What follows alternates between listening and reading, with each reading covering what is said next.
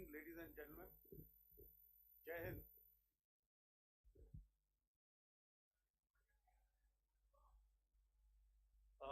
Welcome to this special press conference on Operation Sindoor.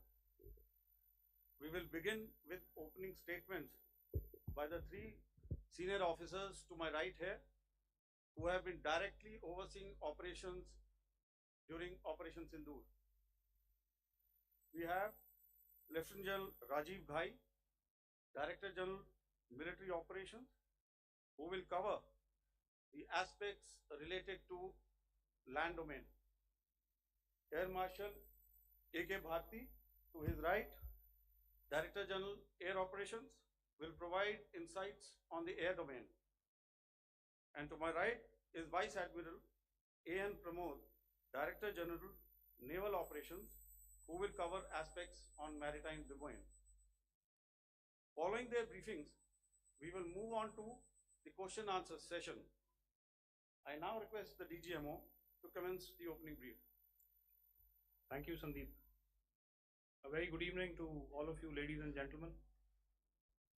You are all by now familiar with the brutality and the dastardly manner in which 26 innocent lives were prematurely terminated at Pahalgam on the 22nd of April.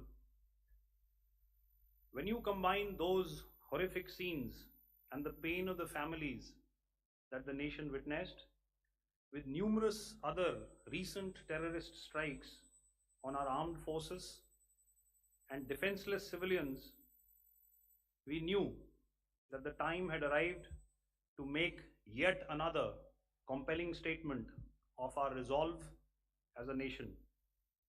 Operation Sindoor was conceptualized with a clear military aim to punish the perpetrators and planners of terror and to destroy their terror infrastructure.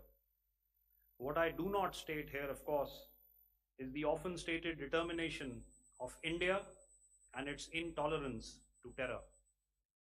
It set into motion a very diligent and microscopic scarring of the terror landscape across the borders and the identification of terror camps in terms of precision munitions. The Indian Air Force obviously had their assets up in the sky, and I will here request Air Marshal Bharti, the Director General of Air Operations, to detail for you the methodology that the men in blue adopted to successfully manifest this mission. Thank you, Rajiv. A very good evening, ladies and gentlemen. It indeed is a difficult time that we have to come here like this and brief you. We could have done without this, but we had no choice. As the DGMO has detailed, the event was precipitated by the dastardly act at Pahalgam. The sequence of events have already been detailed. We carefully selected the targets, and out of the 9 selected targets, the target systems that were given to the Indian Air Force were the notorious training camps at Bhavalpur and Muridke, these being further from the international boundary. Through critical target system analysis, we analyzed what was to be done to annihilate these targets and plan to engage these targets with precision air-to-surface guided munitions so as to avoid collateral damage. The modalities of planning process I will not go through at this instant. However, what I would like to show you is the results that we achieved through our targeted airstrikes. Could I have the second slide, please?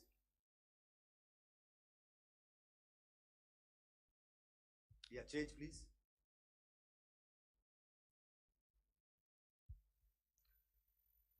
Okay. This is what the terror infra at Muridke looks like.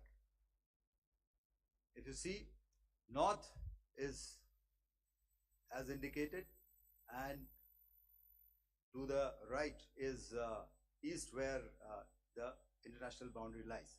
Could we have the next slide, please?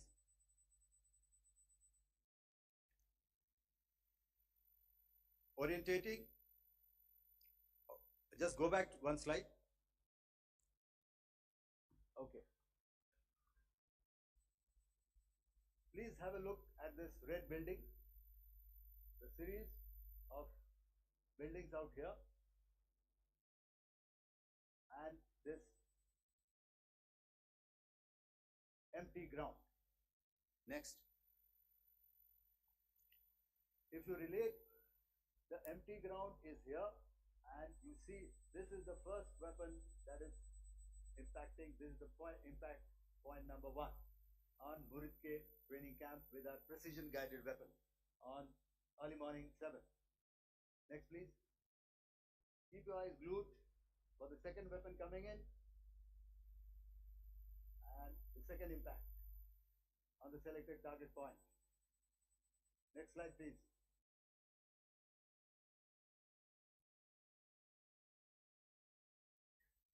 Third weapon, third impact. Continue. And fourth weapon, fourth impact. So through these targeted and precision targeting, we addressed the target at Muridke, which was the terrain infrastructure. Can you hear me? All right. Okay, I'll come closer to the mic. Now we go to the next target, which is the Bhavalpur training camp. Next slide, please.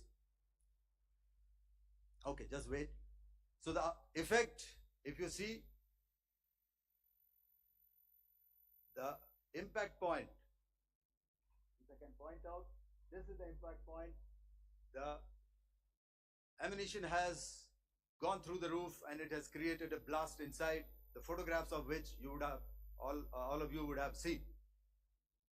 And the red building, after that there was this double-story building. It has been completely decimated by precision targeting. Next please. The target system, which was in the north, a series of buildings. I will show you how it looked. Next. Completely destroyed by our precision targeting. Next. Now coming to Bhavalpur, this is the target complex that we are dealing with, a fairly large target complex. So we had to carefully choose the points that we needed to address, which were high value and which would meet our stated objectives of eliminating the terrorists. I would like to draw your attention to this red canopy, and in relation to that, I would cover the targets. One target system is a series of buildings here, other one here, and other one out here. Next slide, please. This is how it looked before, and this is how the building looked after the impact of the weapon, and orientation in relation to this red canopy you can see here. Next please.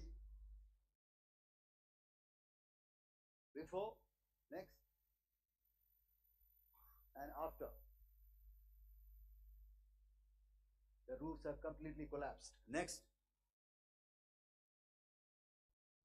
This is the target system. Next.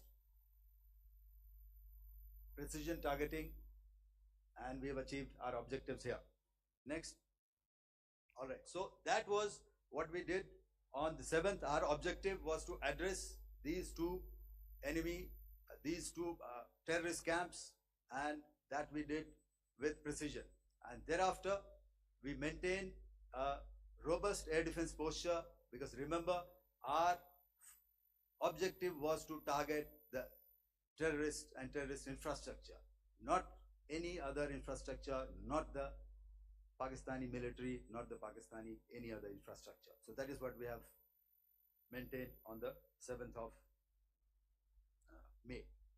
However, what we saw in the evening of 7th of May, we were saturated with a raid of Pakistani unmanned aerial vehicles and small drones.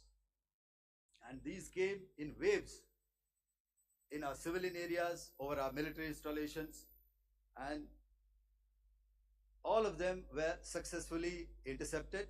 Few of them did manage to land. However, there was not much damage that they did, and we have our robust counter US hard kill and soft kill systems which did the job. However, the difference here was that we had targeted the terrorists. The adversary now has targeted our civilians and the military infrastructure. So it had to be responded to. So in a quick and calibrated response, that very night, we struck their radar installations at Lahore and close to Gujranwala, the LYT installation, to indicate to him that we are ready, yet we do not want to escalate. Our fight was with the terrorists and not with the Pakistani military establishment. Thank you.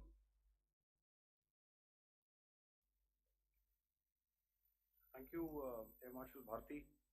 So, ladies and gentlemen, he's outlined operations not only on the night of 6th and 7th of May, when Operation Sindoor commenced, but also on the subsequent night. Being well aware and familiar with the congenital and impulsive nature of our adversary, and even though we did attempt to reach out and communicate our compulsions to strike at the heart of terror to my counterpart in the immediate wake of Operation Sindoor, the request was brusquely turned down, with an intimation that a severe response was inevitable and in the offing. We were of course prepared. Operations on the 7th and the 8th, Air Marshal Bharti spoken about. On the night of 8th and 9th of May, they flew drones and aircrafts into our airspace all across the borders and made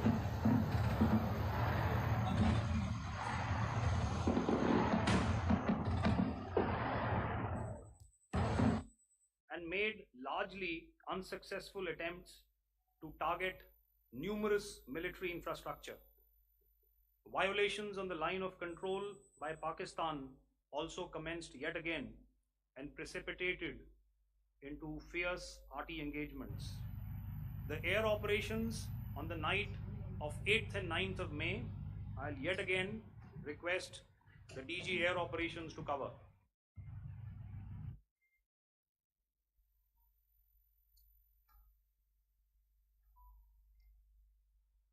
So I just covered what happened on the night of 7th and 8th.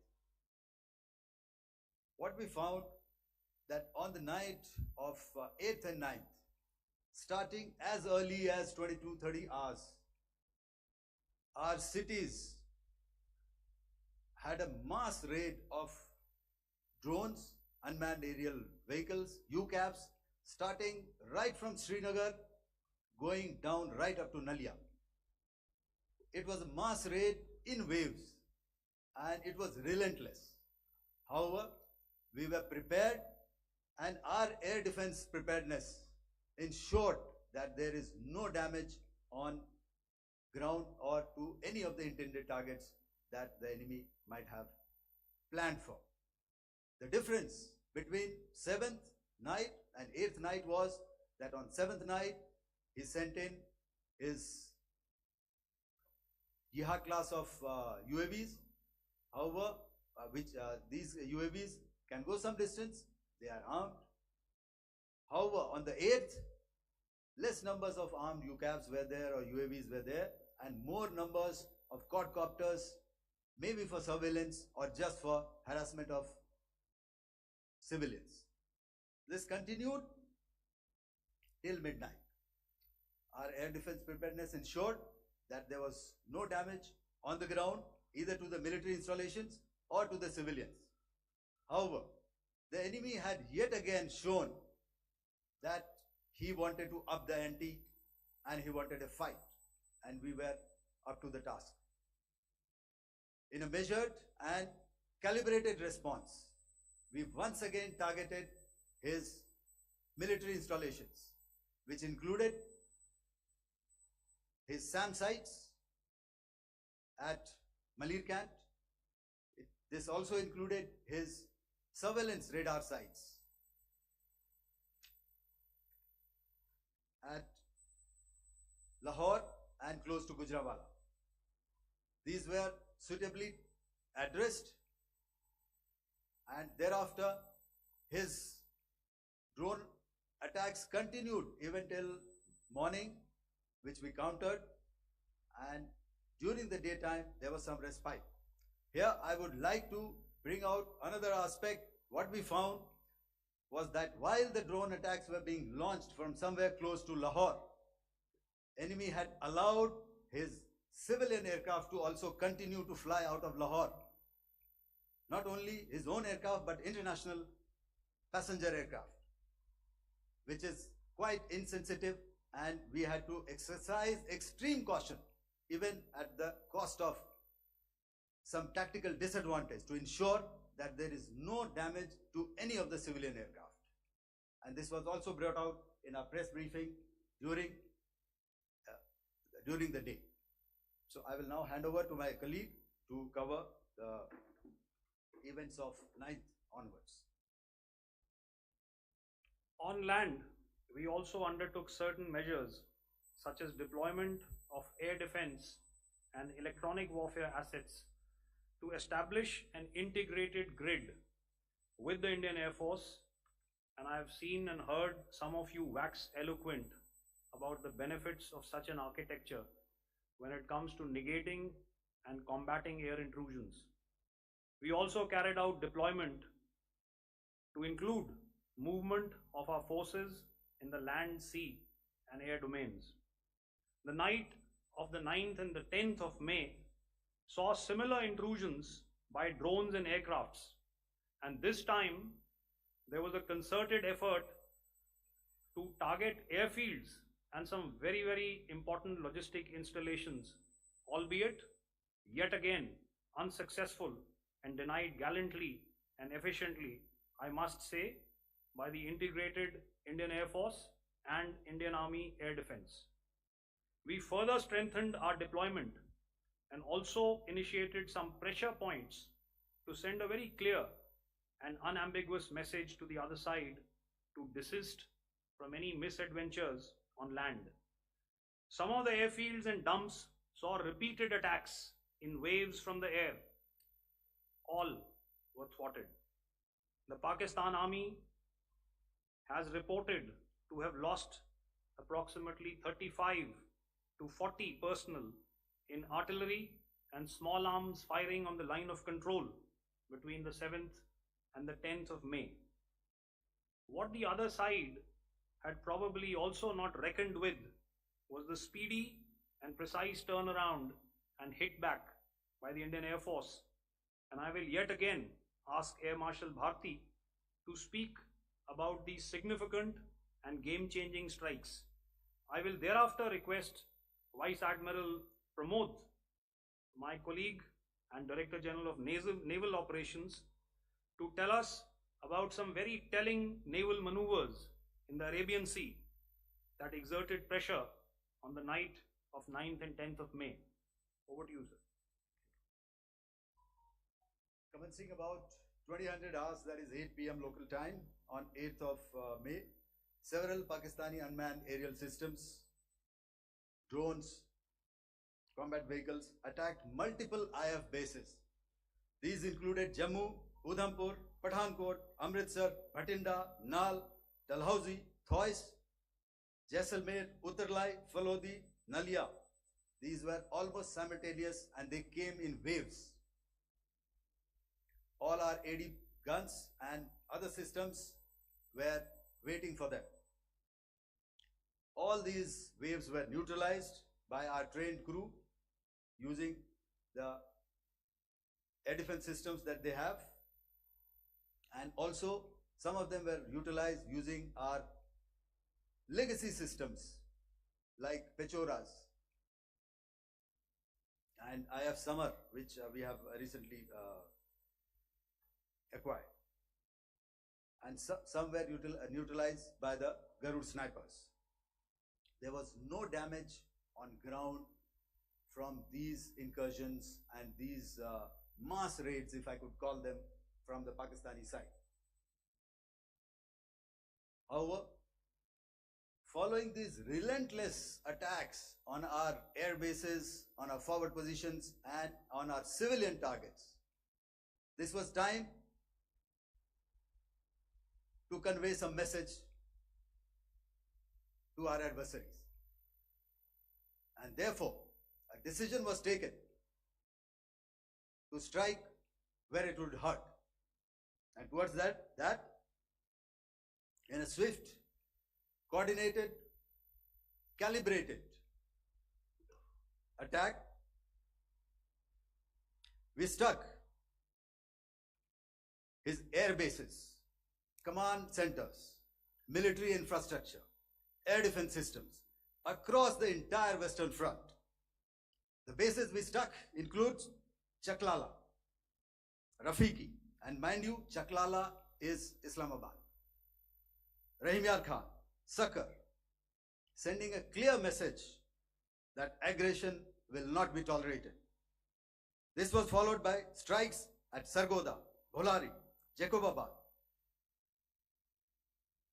We also struck the C2 centers at Murid, the UAE complex at Murid, Rafiki, radar at Chunia, which I will show you, Rahim Yar Khan airfield, and the unmanned combat aerial vehicle hangar at Shankar.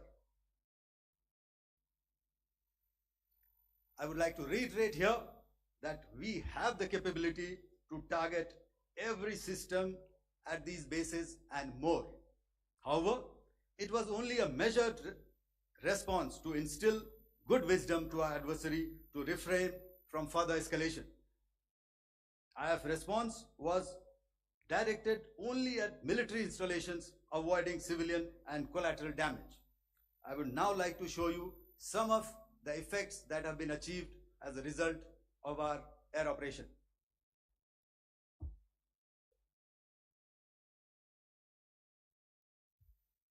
Here is the Pasroor air defense system. If you could see, zoomed up view.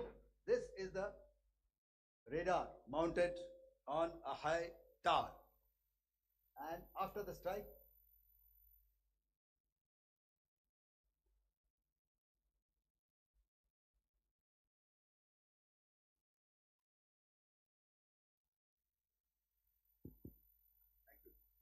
can you hear me? Yeah, thank you. And after the strike, this is what has happened. This radar has been taken out, completely burnt. Next slide, please.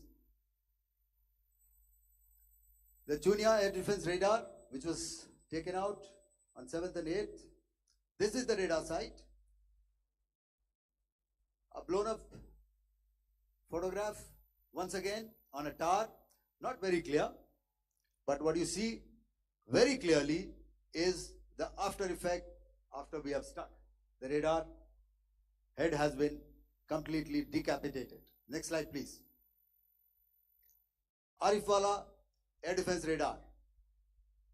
In this complex, you see how it looked before, blown up image, and after really blown up. Next.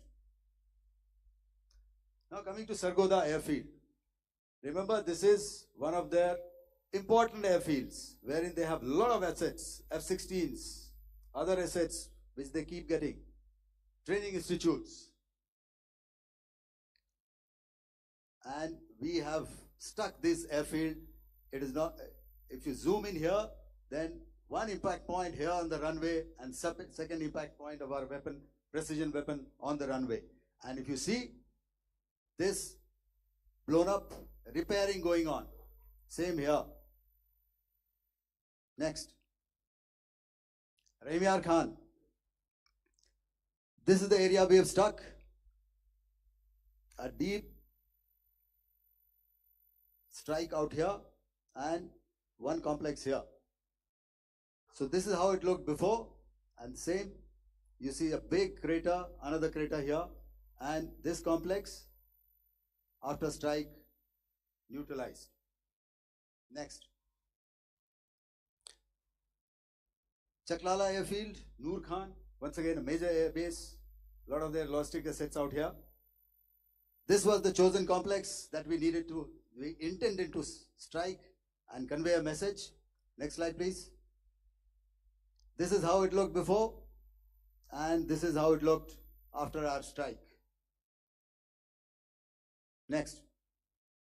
Shankar. We chose the radar site at Shankar. This is the radar site, and after it was struck, this is the aftermath, completely burnt out. Next, please. Aircraft shelter. This is how it looked before the strike, and this is how it looked after the strike. The roof of the buildings completely caved in and burnt. Next. Bolari airfield, aircraft hangar. This is how it looked before, and this is how it looked after the precision strike. Next. Jacobabad, aircraft hangar, and this is how it looked after. Next. So what I'm trying to convey here, ladies and gentlemen, is to start with, our fight was neither with the Pakistani military nor with anybody else who's there on the other side. Our fight was with the terrorists. We neutralized the terrorists that we selected to be neutralized, and thereafter we only maintained the air defense posture. However, we were relentlessly pounded by waves after waves, night after night, by his UCAVs, by his drones, and by his other unmanned aerial systems. And that left us with no choice but to retaliate, and yet our retaliation was calibrated, it was graduated, and it was proportionate. Thank you.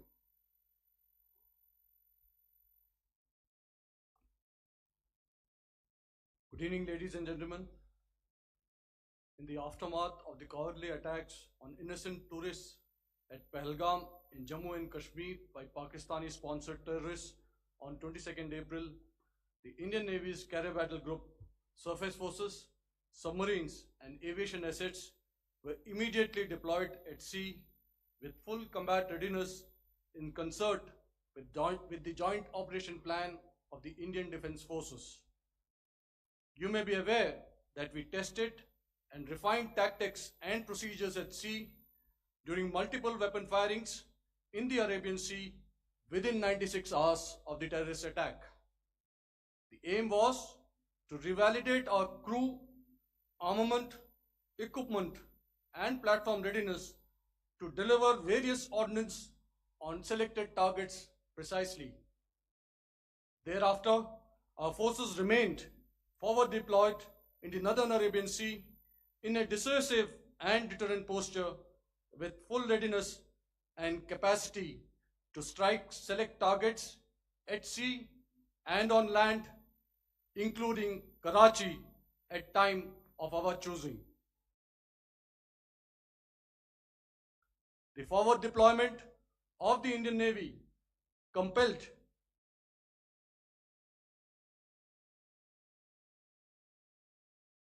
Pakistani naval and air units to be in a defensive posture, mostly inside harbors or very close to the coast, which we monitored continuously. The Indian Navy maintained seamless maritime domain awareness throughout the duration and was entirely aware of the location and movement of Pakistani units. In effect, we had and continue to have good battle space transparency using our maritime domain awareness grid. As you are aware, our response has been measured, proportionate, non-escalatory, and responsible from day one. Accordingly, the calibrated approach considered all options, including the ability of the Indian Navy for offensive action from and at sea. As part of this escalation control mechanism, the application of force by the Navy was planned in a synchronized manner in coordination with the Army and Air Force, the highlight being teams from the three services working closely in an integrated manner. Along with the kinetic actions by the Indian Army and Indian Air Force, the overwhelming operational edge of Indian Navy at sea contributed towards Pakistan's urgent request for a ceasefire yesterday. As we speak, Indian Navy remains deployed at sea in a credible deterrent posture to respond decisively to any inimical action by Pakistan or Pakistan-based terrorists. Thank you. Samno Varna, Jai Hind. Now I'll hand over to Director General Military Operations for further proceedings. Ladies and gentlemen, on the 10th of May, in the morning, even as we were getting into a huddle to wargame the events of the previous night, a routine exercise, I received a message on hotline from my counterpart in Pakistan seeking my willingness to communicate. Since our initial aim was to strike at terror camps, and all our actions in the subsequent days were in response to the intrusions and violations by the Pakistan Air Force and its army, it was decided that I would indeed speak with my counterpart. You are already aware, I've seen it being covered on national television, that my communication with the Pak DGMO was conducted at 15:35 hours yesterday and resulted in cessation of cross-border firing and air intrusions by either side with effect from 1700 hours 10th of May, after he proposed that we cease hostilities. We also decided to further speak on the 12th of May, that's tomorrow, at 1200 hours, to discuss the modalities that would enable the longevity of this understanding. However, disappointingly, and must I add, expectedly, it took only a couple of hours for the Pakistan Army to violate these arrangements by cross-border and across the line of control firing, followed by drone intrusions across the expanse of the Western Front through last night and in the early hours of the morning today. These violations were responded to robustly and dealt with as they must be.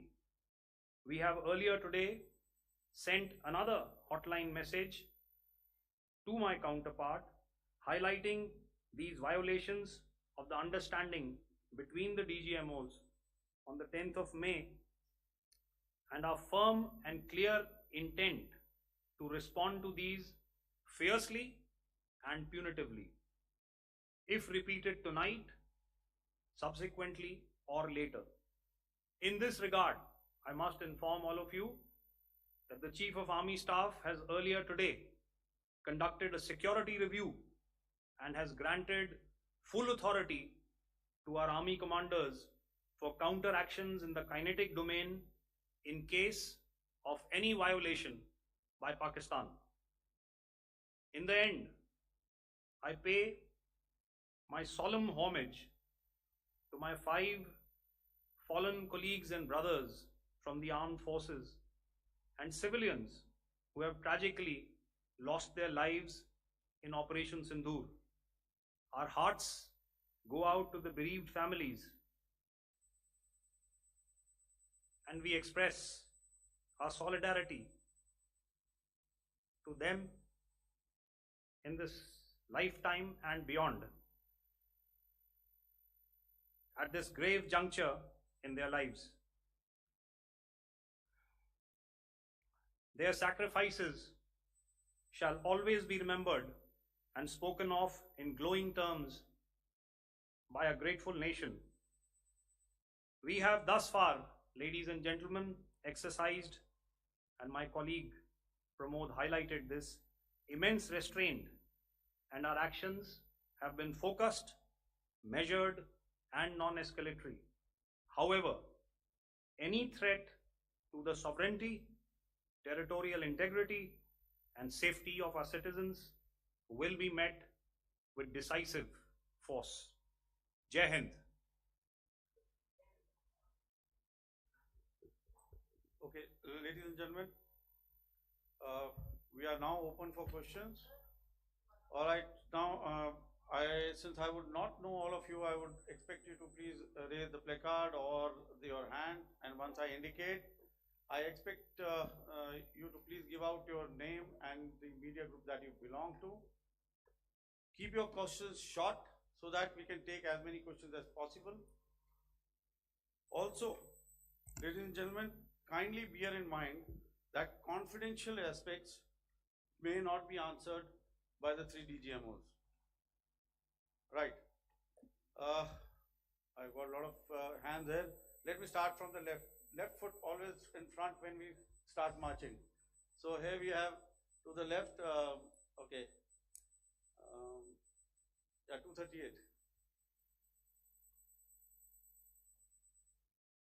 Hello. So this is Manas Pratimughan from PTI, Press Trust of India. So the understanding that was reached yesterday on stopping the military operations and actions, was it for just 3 days? And what would be the cost escalation if there is violation of this understanding by the Pakistani side? And my subsequent question would be that we have a kind of ceasefire agreement with Pakistan that was finalized in 2003. So will there be some kind of similarities in frameworks between the two kind of understandings, 2003 ceasefire agreement and the current understanding on stopping military operations? And again, what are the cost that will be incurring on Pakistan if Pakistan again resorts to this kind of terrorist activities, because we have made it very clear that the cost will be very high. So I would like to have your thoughts on it. Okay, so I'll answer the latter part of the question first. I also want to add that while the initial ceasefire agreement, as you correctly pointed out, is of the 2003 vintage, but I must remind you that in 2021, in the month of February, and this was then when the crisis in eastern Ladakh was also on, the 2 DGMOs had spoken and arrived at a ceasefire understanding that lasted right up until this unfortunate attack at Pahalgam. Once our Foreign Secretary had announced the decisions of the CCS in the immediate wake of that attack, he had announced certain measures, and then of course Pakistan had in turn made its own announcements.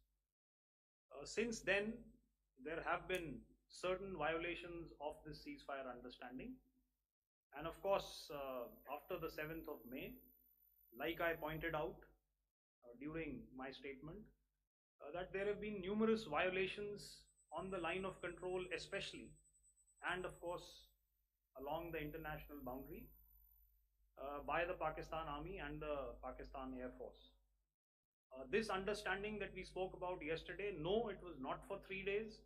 It was first to stop aggressive and hostile activities immediately, let that order and direction settle down for about 36 hours, and thereafter discuss modalities, like I said, to ensure its longevity.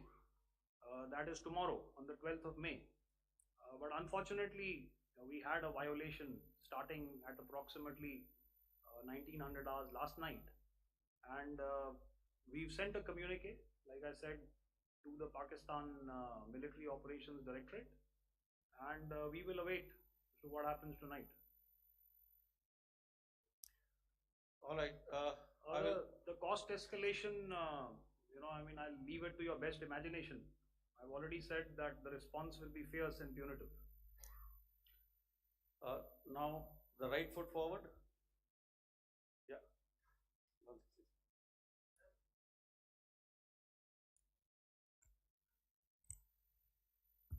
Sir, I'm Ajit Dubey from ANI, sir. Sir, my question is that you talked about the loss of lives to the Pakistan army, that was around 35 to 40 kills secured by the Indian army. Sir, can you tell us what would be the total loss of life to the Pakistan army in both army and air force attacks, sir? And how good was the performance of the BrahMos, Scalp and the S-400 during the operations? And sir, since we have sir, just one No line, multiple sir. questions, please. Sir, All right. and since sir, we have achieved such a spectacular, we have made good achievements in this entire operation. Can we say that we have emerged victorious, or we have a big upper hand over the Pakistanis in this entire conflict? Thank you very much, sir. So I'll answer the question about the loss of lives on the other side. Of course, there are various means to ascertain that number. There is information from various agencies that come in. There are, of course, on the line of control, other ways to find out as to what has been the effect of what you are doing there in ceasefire violations. So therefore, I mentioned 35 to 40 on the line of control, and please remember that once Operation Sindoor was launched, the responses of the Pakistan Army were also on Indian Army or the Indian Armed Forces infrastructure. Let me put it that way.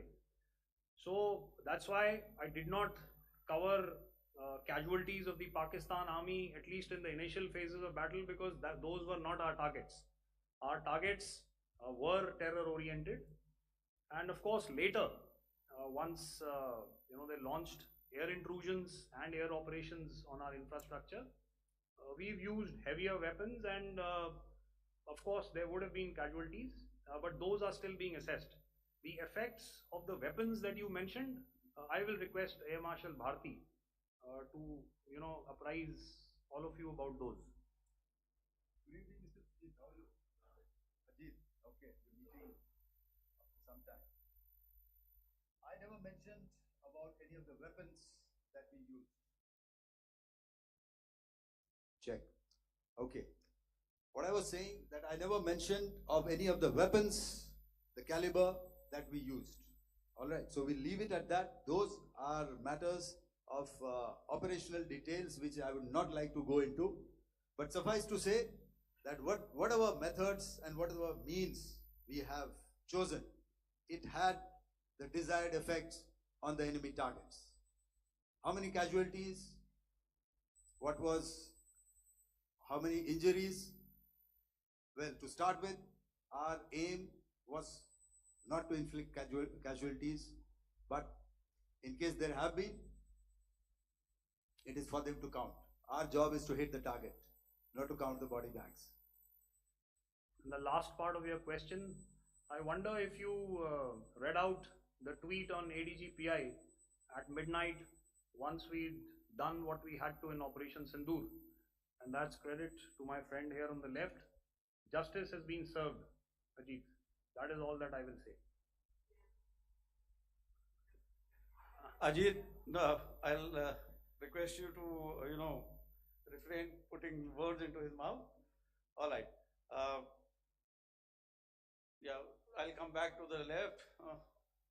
147. Sorry, 47. No, one more. 47. Did I see it here or? Yeah. Good evening, gentlemen. Sorry, 147. I saw it there. Sorry. Yeah. Since I've already said 147. Start, please. Hi, sir. Good evening. This is Shivam Patel from Reuters News Agency. Thank you for giving me the opportunity. My question, sir, is how many military targets did Indian Armed Forces strike in Pakistan in response to the attacks from Pakistan? How were these targets selected, and how many troop casualties have been there in total on both sides, if you give details? Thank you. I'm sorry, where are you? I haven't Yeah, spotted his. his to the Yeah. right. Can you just repeat that for me, please? Sure, sir. So my name is Shivam Patel. I'm from Reuters News Agency.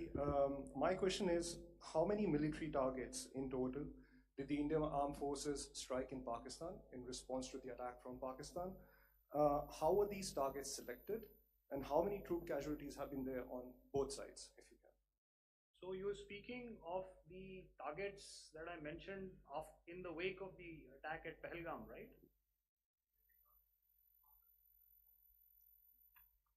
Yeah, I think it's amply clear to everybody here that the Pakistan army has not crossed the international boundary, neither in the plain sector nor on the line of control. So the intrusions have been in the air. There have been certain attempts on the line of control when ceasefire violations have been on to try and infiltrate and carry out and perpetrate activities that we are all very well familiar with. Whether these are by terrorists or by the Pakistan army or its special forces and commandos is difficult to say, but each of these have been effectively thwarted.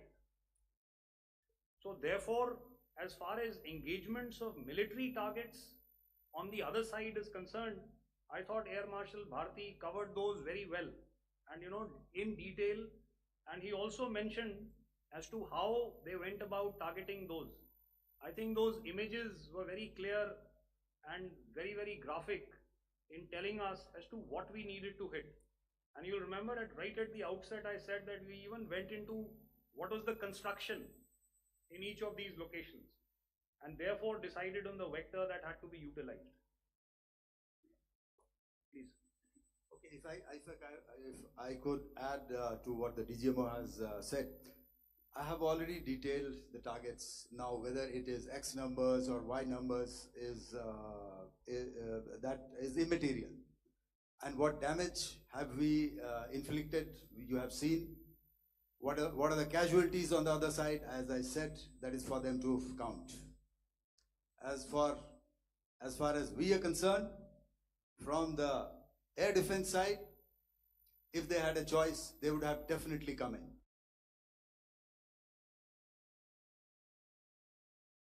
Their fighters, the more numbers of UCAVs, it is not that they did not intend to come in. It is only that our robust AD posture prevented them from coming in.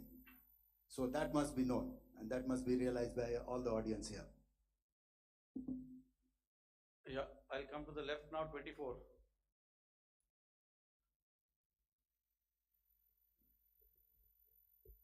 Good evening, sir. This is Anvesh Rath from Z. Sir, I wanted to know on the first briefing, which was done by FS and two representatives from Air Force and Army, you showed a list where there was 21 places in that list. You have stuck 9. Are more operations going to be held? Is Operation Sindoor still on? And the second question, thank you, sir. Thank you so much. And also, I want to congratulate all three of you for a fantastic operation that you guys have done. Thank you so much. Thank you so much for that one question. Yeah. Sir, the question. Unfortunately, Rath, is that your name? I'm sorry. As far as operational details are concerned, I am not in a position to share those right now. But I think I'll take a cue from Pramod. He said towards the end that the Indian Navy is still in a posture that is deterrent. And I have already made it very clear towards the end of what I said that it's only a couple of hours ago that the Chief of Army Staff has carried out a security review and he's authorized our army commanders to deal with violations of any kind from across the borders in a manner that they deem fit. So again, to reiterate, the response will be fierce and it will be punitive.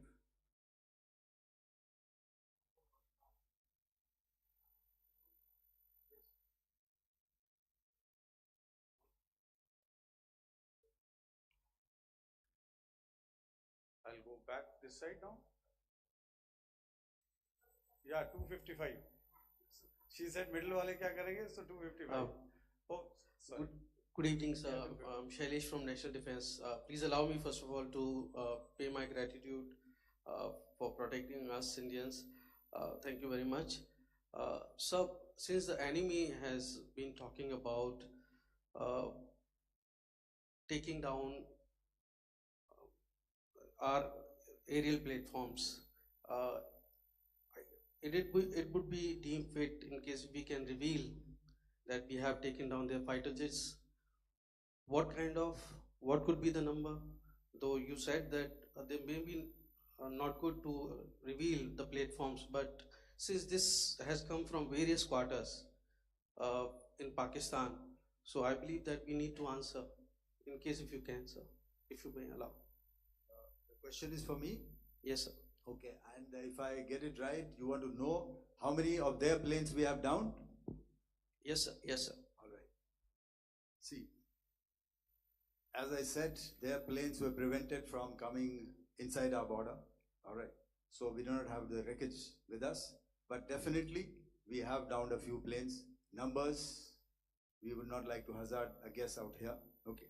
I have the numbers, okay, and we are getting into the technical details of it to establish it. So I would not like to put a figure at this time, but definitely there are losses from their side which we have inflicted. Were they me. fourth generation plus, sir? See, sir, you're putting words into my mouth. Why do you say fourth generation? Let us make it high tech. Thank you so much, sir. All right. Yeah, 163.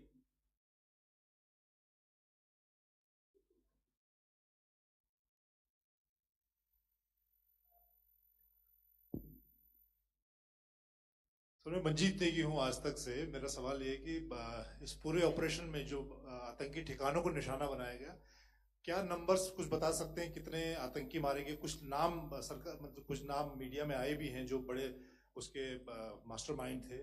और एक सवाल जो आज air force ने भी tweet किया कि operation सिंदूर अभी जारी है और सरकार की तरफ से भी कहा गया। और पिछली बार जब विदेश मंत्रालय की प्रेस कॉन्फ्रेंस पहली हुई थी उसमें वो लिस्ट दिखाई गई थी कि 21 टेरर कैंप आइडेंटिफाई किए गए हैं। तो क्या जो बाकी बचे हुए टेरर कैंप उन पर भी कार्रवाई होगी? और एक नंबर अगर आप बता पाएं कितने टेररिस्ट मारे गए? Manjeet ji, 3 questions. The third one has just been asked here before. So 21 this thing. So I'll request the first two to be answered so that we have more number of people who can ask. Manjeet, जब मैंने statement दिया तो मैंने शुरू में ही कहा कि जैसे ही ऑपरेशन सिंदूर कॉन्सेप्चुअलाइज हुआ तो हमारा जो पीछे की कार्रवाई होती है स्पेड वर्क और टारगेट्स को आइडेंटिफाई और एनालाइज करने की कार्रवाई शुरू हो गई थी। मैंने जब स्टेटमेंट दिया तो मैंने बताया कि बहुत सारे थे, हमने 21 दिखाए होंगे और भी हैं, लेकिन वो लिस्ट फिल्टर करते करते 21 तक पहुंची। अब क्या आगे एंगेज किए जाएंगे? अगर ज़रूरत पड़ेगी तो ज़रूर एंगेज किए जाएंगे, लेकिन मैंने बताया कि इस समय जो इंट एजेंसीज ने हमें बताया कि फलाने कैंप में प्रेजेंस है, हमने उनको एंगेज किया।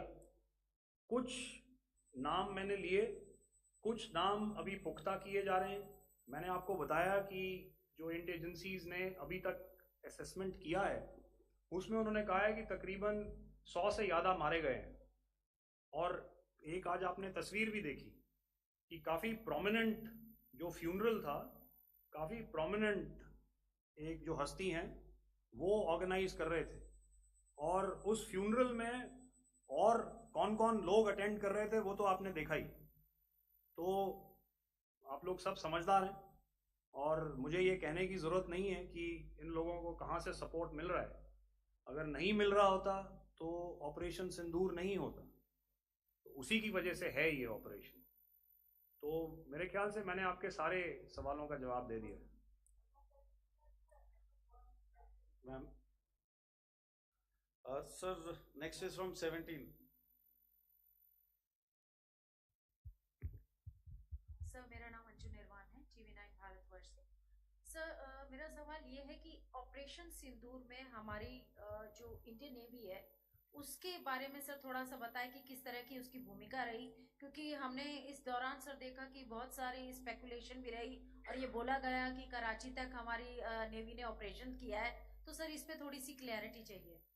और सर हमने कौन कौन से फाइटर एयरक्राफ्ट डाउन किए हैं, अगर उसका भी थोड़ा सा क्लैरिटी मिल जाए तो अच्छा रहेगा। तो मैं आपका पहले सवाल का जवाब दूंगा। I will make few sentences and leave it for your imagination. First of all, as I mentioned, we have quantitative and qualitative edge to deliver a massive blow to our adversary, and we completely dominate in the maritime front. Indian Navy's action is part of the escalation ladder mechanism which we have worked out amongst 3 services. This time, if Pakistan dare take any action, and Pakistan knows it, what we are going to do. That's all. आपके सवाल का जवाब मैं पहले दे चुका हूं। इसलिए मैं बस उस तक ही सीमित रखूंगा और इतना कहना चाहूंगा कि आने वाले दिनों में आपको खुद ही पता चल जाएगा और ऐसी बातें छुपी नहीं रहती हैं, तो पता चल जाएगा। So at this time we'll just let it be. Okay, ladies and gentlemen, we have one or two more questions, sir. So please, they are going to be outside. You can speak to them there also. 104.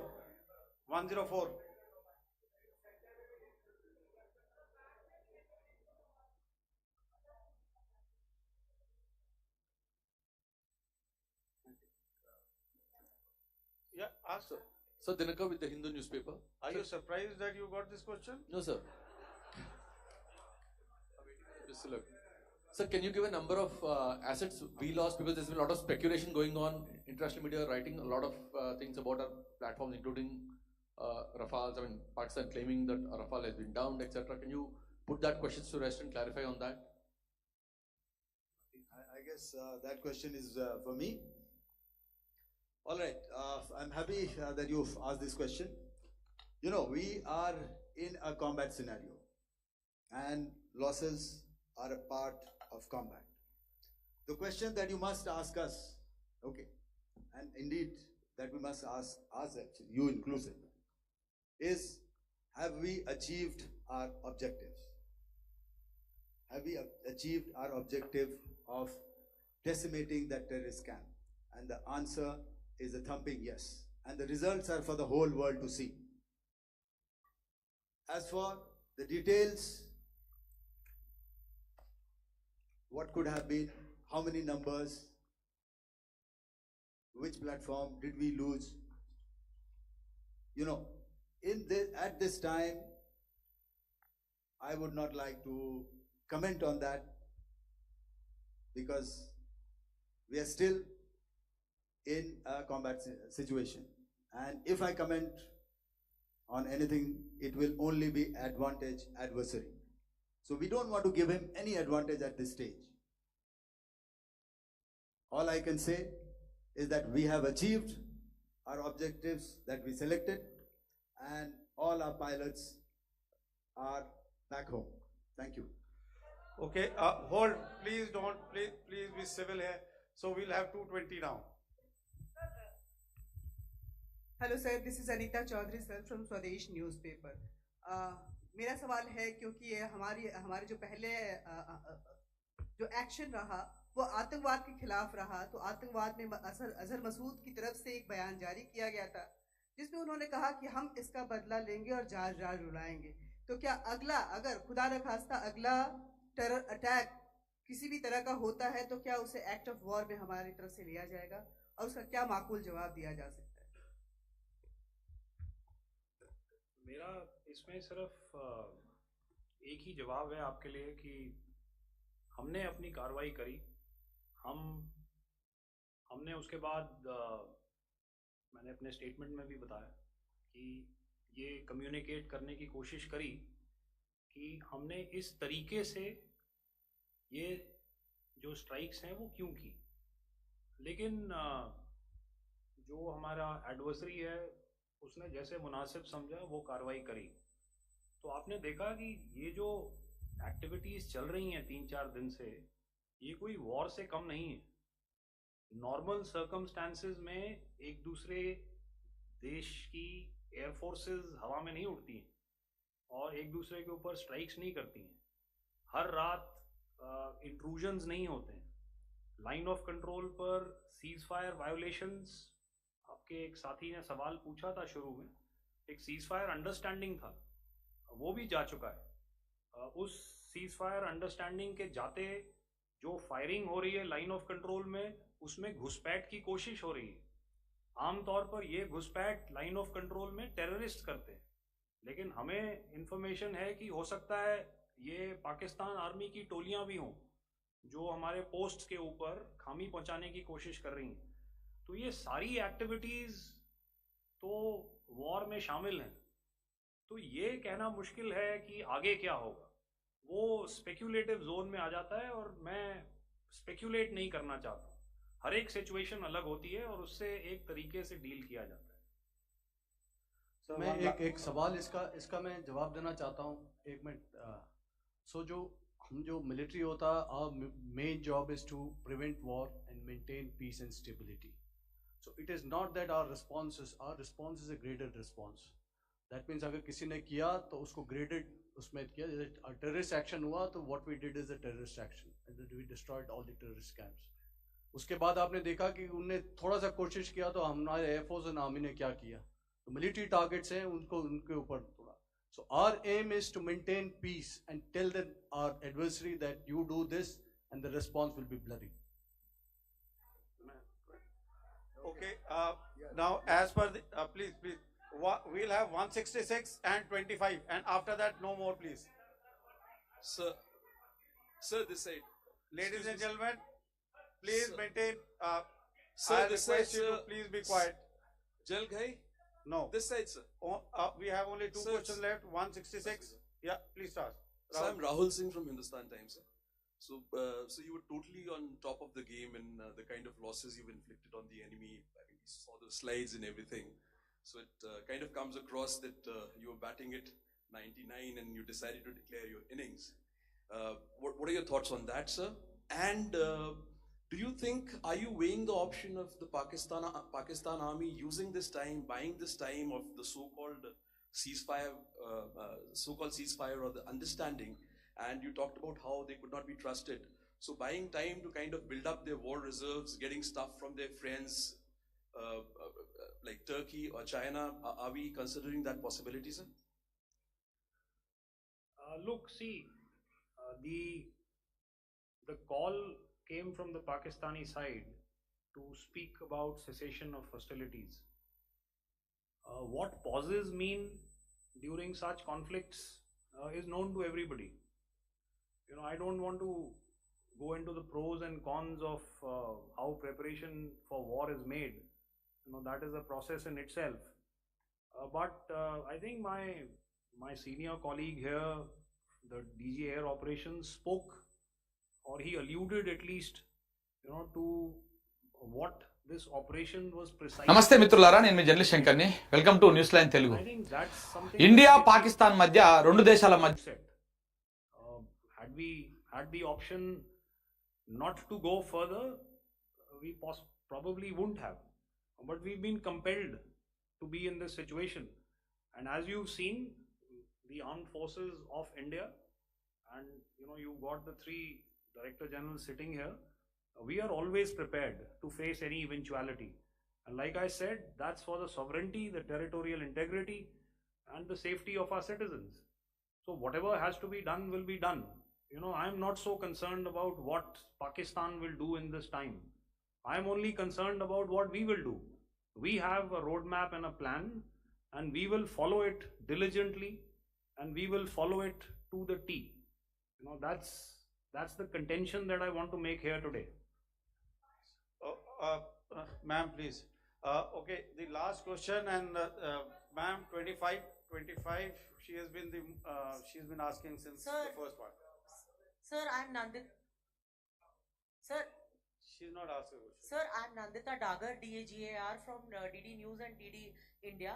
Sir, I wanted to ask you that my question is to General Ghai. Sir, you spoke to your counterpart yesterday and the Pakistani counterpart. Sir, what is the Indian Army's assessment that despite that agreement, that talk that you had, despite that agreement coming into effect నమస్తే మిత్రులారా, నేను మీ journalist. yesterday, why did they violate it? And number two, yesterday at the joint Defense Ministry and Foreign Ministry briefing, Wing Commander Vyomika Singh and Colonel Sofia Qureshi had told us that we have cited the Pakistani troops amassing at the borders and at the LOC. Sir, has that situation changed? Have they withdrawn? And sir, if in case, despite now there is a lull, of course, but if tonight again the enemy again carries out shelling and aerial intrusions through drones, what is going to be our response, sir? Thank you. So without outlining the specifics of that response, I've already made it clear that there will be a response and it will be fierce and it will be punitive. Why the Pakistan Army chose the option of violating the understanding that was arrived at earlier yesterday, I think that's a question that we best answered by the Pakistan DGMO.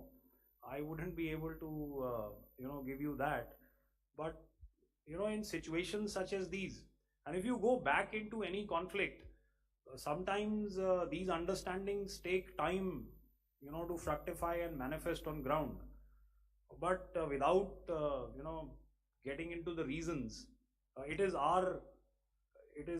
our mandate to be prepared at all times, and that we were. It's not as if because there was an understanding we weren't prepared. I must tell you that the armed forces were on a very, very high alert, and they continue to be in that state even as we speak. All right. Ladies and gentlemen, please, ma'am, please. Okay, thank you so much for coming today. Those who have missed asking a question, those who have missed, see, I knew I'll grab this attention from you like this. Those who have missed the opportunity to ask a question can give me a written one. I'll definitely get back to you with that. And also, they are they are invited for a cup of tea in my office day after tomorrow. Thank you, ladies and gentlemen, for coming. Thank you. Thank you very much. Jai Hind. Jai Hind.